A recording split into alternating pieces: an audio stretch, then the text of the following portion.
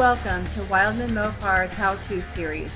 Today, how to reseal a Chrysler Crossfire SRT-6 wing. As any car enthusiast knows, belts and hoses break and seals go bad. So whether this is preventative maintenance, or you've already noticed water in your trunk or are having problems with your door locks, which could mean that your central locking module in the trunk is water damaged, we're here to help. Let's get started. The Roadster and the Coupe are slightly different, so we'll be switching back and forth between to show the differences. Remove all the retainers.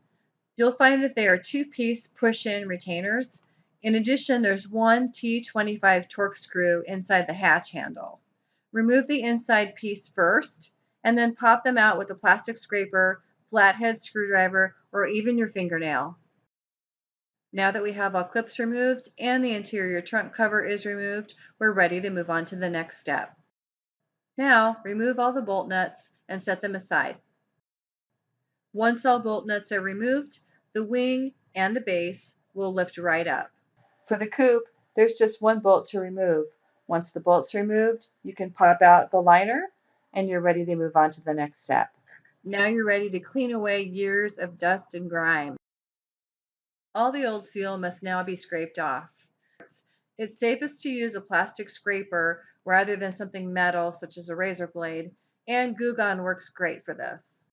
You can see that the old seal is dried, cracked, and allowing water to penetrate.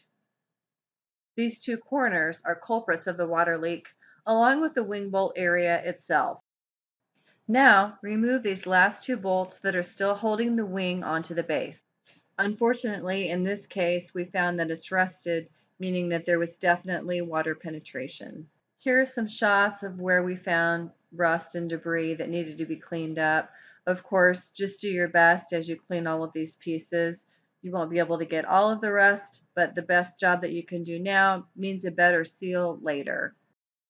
Here's a shot of before, and this is what it looks like after we've cleaned this spot up. And here's a side-by-side to show you before and after when you put some elbow grease into it. Now you're ready to start putting the car back together. Use a heavy, solid bead of sealant throughout these next steps. A solid bead will ensure there's no place for water to penetrate.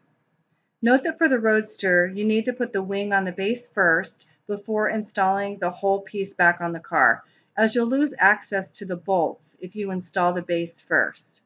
For the coupe, you'll install the base first and then install the wing. For the coupe, put a good bead of black silicone sealant all around the wing base. Then do the same thing on the actual car, ensuring that you go around each hole to create a watertight barrier. Next, seat the wing base onto the car, ensuring that you're pressing to remove any air spots.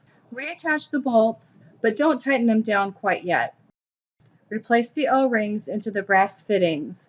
Bead the sealant around all four holes, ensuring a good bead, and insert the wing into the wing base. Press firmly into place, making sure that you're pressing out all air bubbles. Finger tighten all bolts, then drill tighten.